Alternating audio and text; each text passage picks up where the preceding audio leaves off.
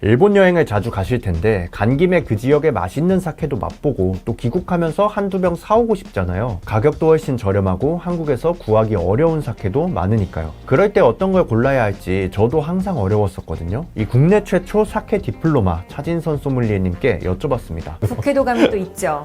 네네네. 네. 그러면 구독 눌러주시고 시작해 보겠습니다. 또 일본 또 워낙 자주 또 가시잖아요. 네. 일본 여행 갔을 때 이제 을에 사오는 사케들이 몇 종류가 정해져 있는 것 같은데 그거 말고 일본 가서 좀 이런 사케 보이면 구매해와라. 네. 약간 이런 거 추천해 주실 만한 거 있을까요? 있죠. 파트너로서 있는 샵을 가도요. 네. 닷살만 일단 6병을 집어 가시고 그쵸.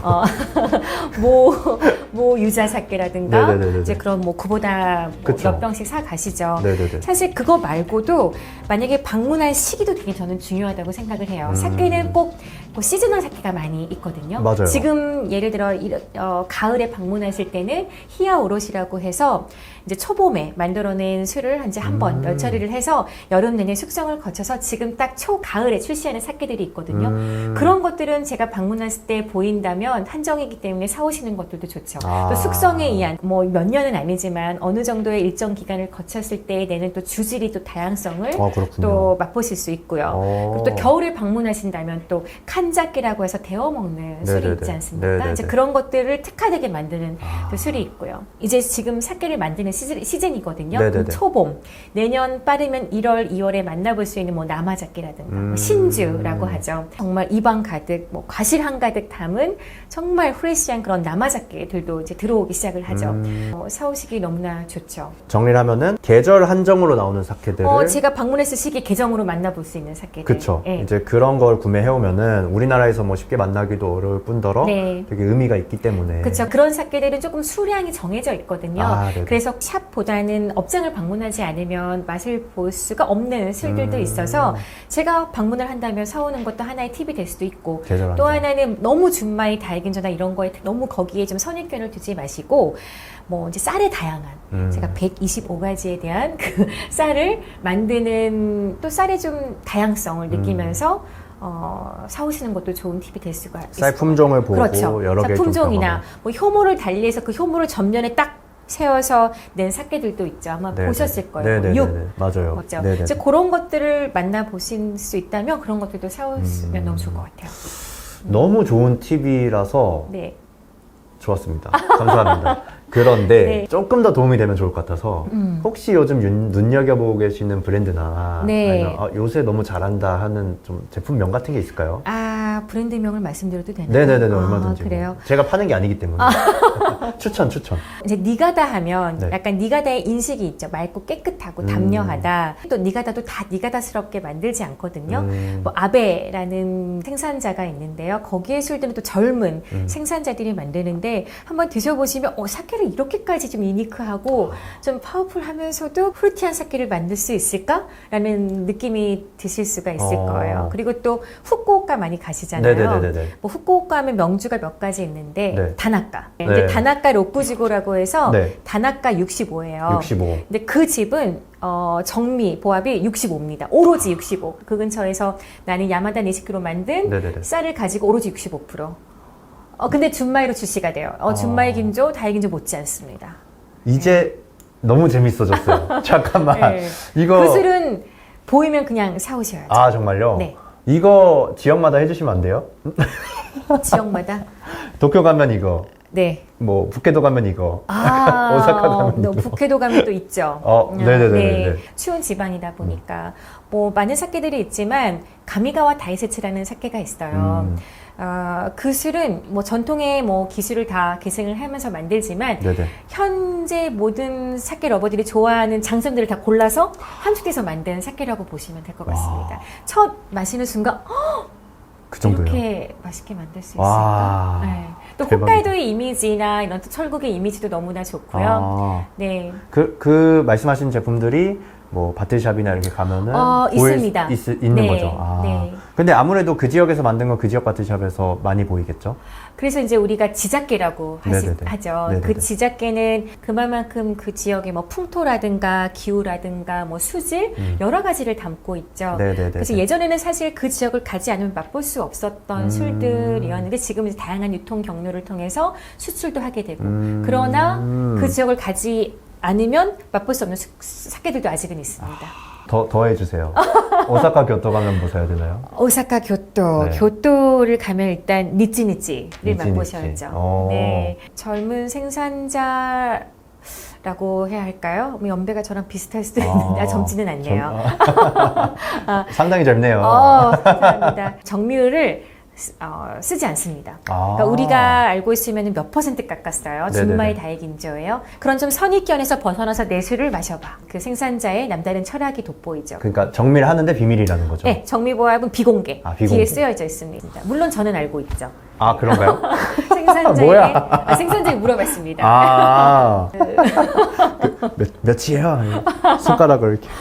저한테 몇이라고 생각하세요? 아니, 저는 지금 이 각 지역을 대표하는 이 주제가 너무 재밌어요. 이거 사람들이 너무 좋아하실 것 같아서. 네. 그 도쿄는 어떤가요? 일단 생킨이라고 해서 토치기 현이라고 도쿄 위쪽에 있는 현인데요. 네. 그 지역에서 만드는 사케도 굉장히 유명하죠. 일단 생산자가 굉장히 멋있고요. 소믈리에 출신입니다. 그러다 보니까 바라보는 그러면은. 시각이 조금 와인에 조금 네, 그런 시각으로 바라보는 점들도 있고요. 네네. 이미 한국에서는 많은 인기를 구가하고는 있습니다. 생킨 사케라고 해서 클래식 라인이 있고 모던 라인이 있고 또 그러니까 내추럴 와인이 있고 또 프리미엄 라인이 있습니다. 내추럴 라인은 뭐예요? 우리의 내추럴 와인처럼 농약을 아주 극소수 배제해서 농약을 전혀 쓰지 않는 농업 기준, 품질 표시 기준에 달하는 생산, 그러니까 쌀을 그렇게 수확을 해서 만드는 술을 내추럴 오가닉 그러네요. 사케라고 하죠. 재밌네요. 진짜 재밌다. 한국에 수입되고 있는 그런 오가닉이라든가 내추럴 사케는 아마 그 용어를 쓰지 못해서 좀 가리거나 그랬을 수는 있는데 한번 드셔보시죠. 또 다른 모습이 있습니다. 거의 뭐 이거는 전혀 준비되어 있지 않았던 질문인데 탁 하면은 타다닥 나오는 게 지금 너무 강의에서 보통 할 때 했던 것들인데 대단하십니다. 이렇게 다 풀면 저는 뭐 먹고 살까요? 잘 드시고 사시는 것 같은데 한 개 정도만 더.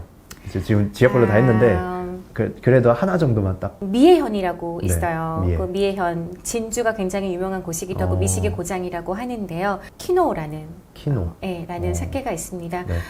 뭐라고 할까요? 그 지역에서만 나는 이제 쌀을 쌀로만을 만들거든요. 굉장히 제가 그 집을 방문했을 때 느꼈던 첫 번째 인상은 굉장히 부르고니의 작은 마을에서 그 지역에서 생산한 품종으로 굉장히 옛 방식을 고수해 가면서 좀 정통성을 유지해 가면서 만드는 집이라고 느꼈어요. 와, 진짜 약간 전통성과 이 로컬리티를 좀 같이 살린 곳이군요. 네, 그래서 처음 방문을 했는데 저는 양조장을 투어하고 싶었지만 갑자기 이제 논에 가서 이제 쌀을 보기도 하면서 발색을 했던 그런 경험이 있는데요. 그런 집들도 있습니다.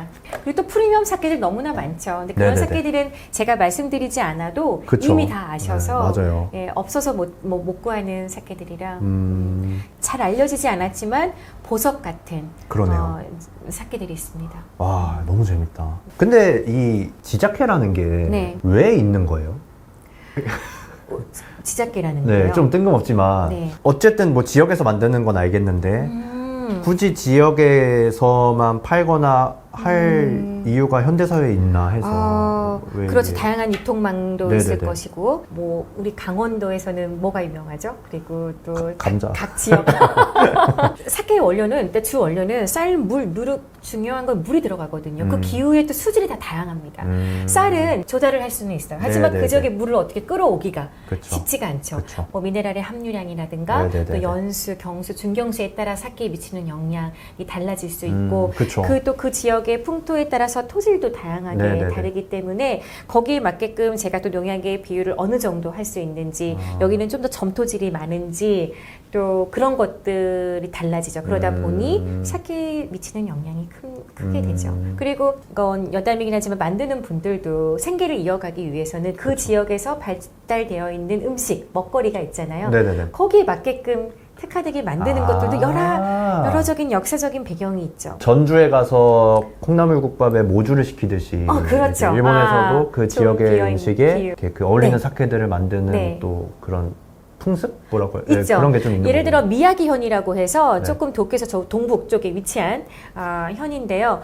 일본 전국에서 네. 스시집, 그러니까 이런 사시미나 덮밥집이 가장 많은 지역입니다. 아. 그러다 보니까 이제 스시 왕자라고도 불리는 사케들이 있죠. 그 아. 지역에 뭐 스시집이 많다 보니 거기에 어울리게끔 그분들도 뭐 100년, 200년을 거쳐서 만들어 온 주술들은 좀 특화될 수밖에 없겠죠. 아무래도. 이해했습니다. 예. 뭔가 저는 단순히 지역의 사케다라고만 네. 생각을 했는데 네. 그렇기보다는 좀 확실한 좀 캐릭터를 네. 가지고 좀 컨셉이 있는 예. 것들이 많은 그래서 텐데요. 이제 뭔가 사케는 음식이랑 또 그 지역의 음식, 교토는 또 교토의 이런 가이세키 유리의 발산지 이런 또 요리가 있을 거고 후쿠오카나 가면 좀 뭐 명란부터 시작해서 좀 꼬치 요리라든가 다르죠. 이 확실히 사케를 즐길 때 이 뭐 예를 들면 디플로마를 가지고 계신 분이라던가 뭔가 이런 의견을 좀 많이 들어봐야겠네요. 일단 경험이 중요하다고 봅니다. 예, 많이 마신 분, 많이 먹어본 분 못 이깁니다. 그니까요. 진짜 저도 그 생각이 지금 들어가지고 네. 왜냐면 사케 하나만 보고 맛을 보는 거는 할 수 있지만 네. 뭔가 이 음식과의 조화를 몇십 개, 몇백 가지를 네. 알기는 어렵잖아요. 그러면은 이제 딱 하고 그래서 이 사케가 이제 그 음식하고의 매칭을 좀 더 페어링을 발달할 수밖에 없었던 좀 배경들을 좀 더 알 수 있죠.